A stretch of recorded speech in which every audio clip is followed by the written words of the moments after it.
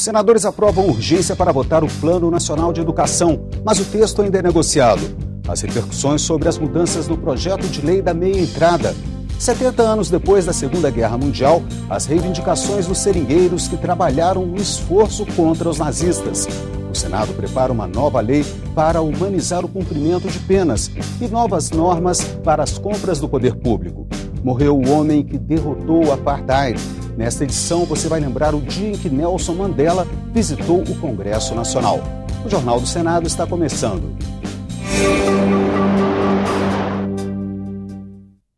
Boa noite.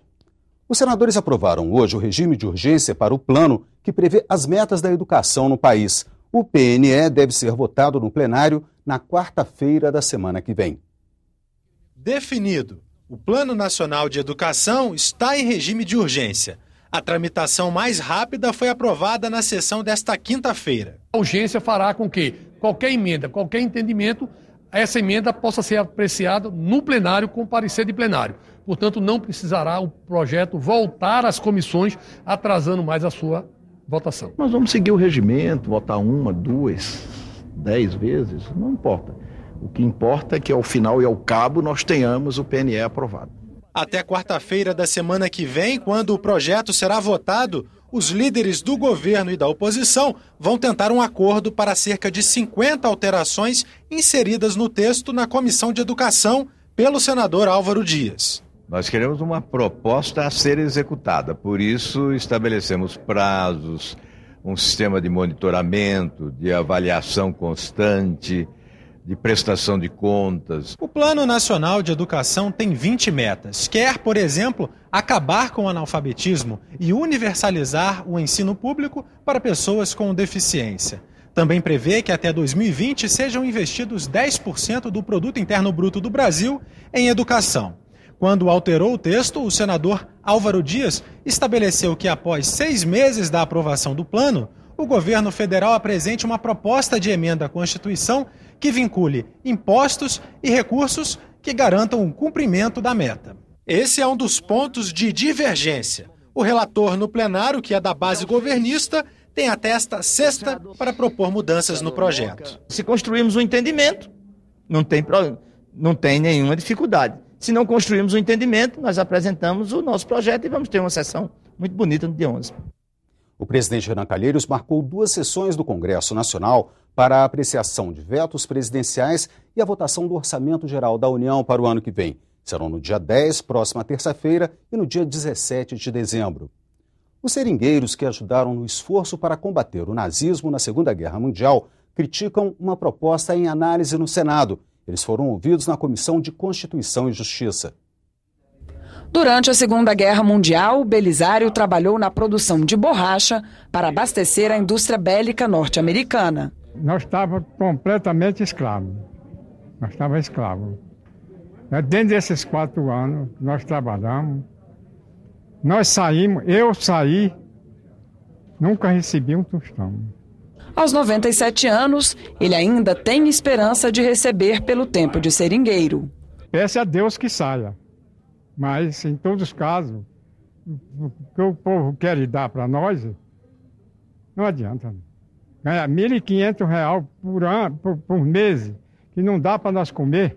Belisário se refere à proposta de emenda à Constituição que tramita no Senado, voltada para os seringueiros recrutados pelo governo na década de 40.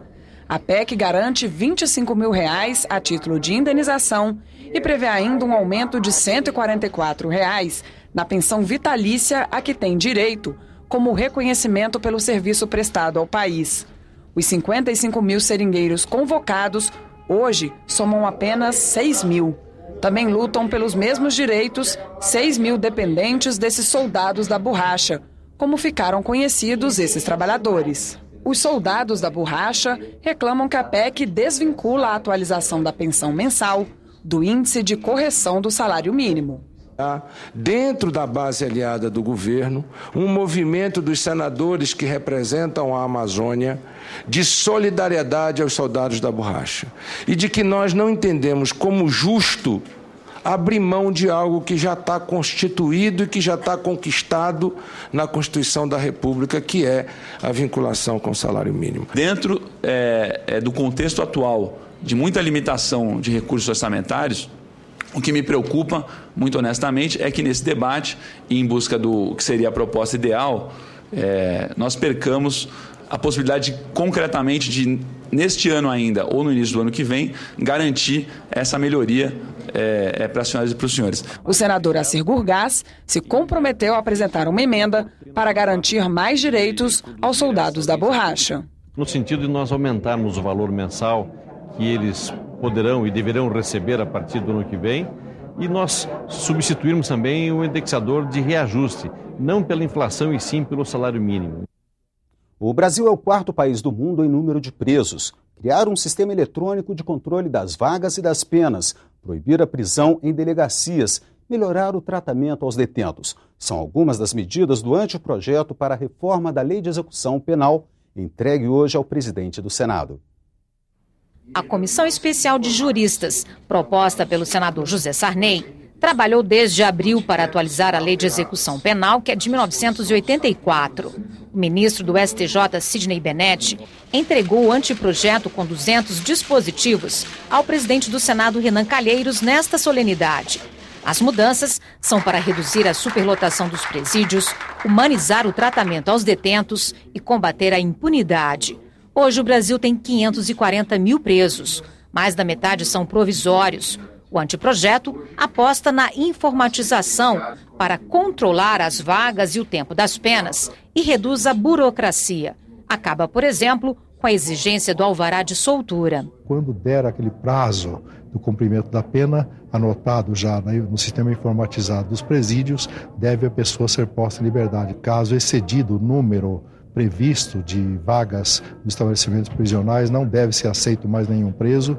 Também estabelecemos medidas para que, quando há excesso de lotação carcerária, se realizem mutirões carcerários.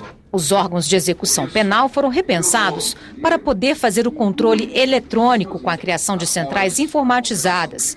E os municípios vão passar a ter um papel para ajudar na recuperação dos presos. Com a obrigação de ter centrais de alternativas penais e patronatos. O que é isso?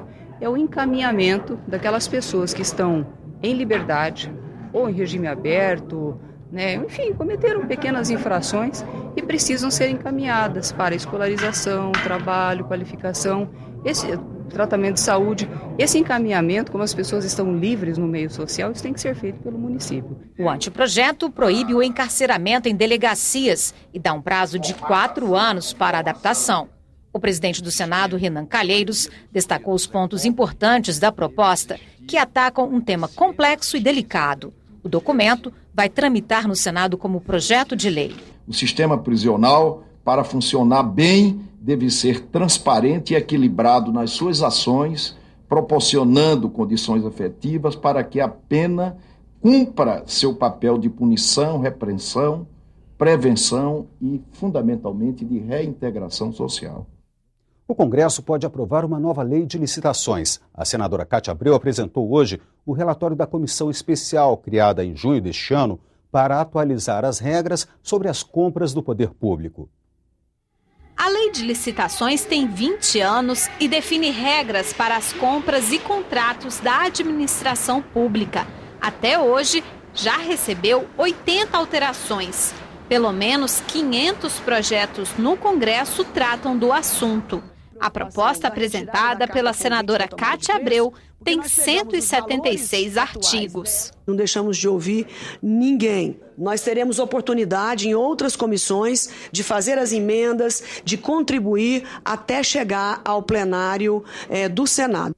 A proposta revoga a atual lei de licitações, a lei do pregão e a que trata do regime diferenciado de contratações, o RDC.